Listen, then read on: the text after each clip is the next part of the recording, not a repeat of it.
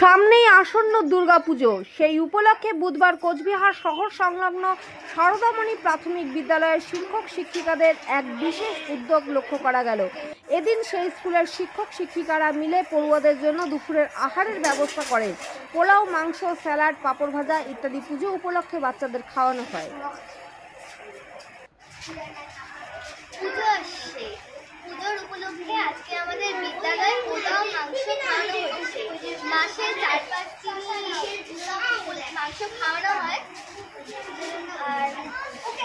আর আজকে special menu হলো পোলাও, মাংস, পাঁপড় ভাজা এবং স্যালাড। তোমার নাম? আমার নাম হলো শিবজিনী। কোন ক্লাস? আমি ক্লাস 4-এ পড়ি।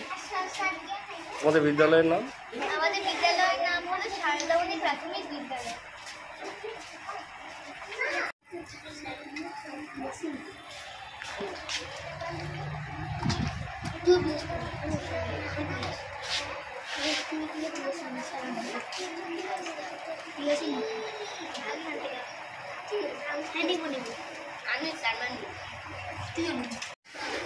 আজকে আমাদের স্কুলে সারদামণি প্রাইমারি স্কুলে সামনেই পুজো আসছে, যার সেই উপলক্ষে আজকে বাচ্চাদেরকে পোলাও, মাংস, তার সাথে স্যালাড আছে আর পাঁপড় ভাজা ওদেরকে খাওয়ানো হচ্ছে।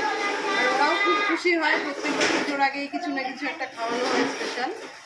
আর ওরা খুশি হলে আমরাও মনে খুব আনন্দ পাই।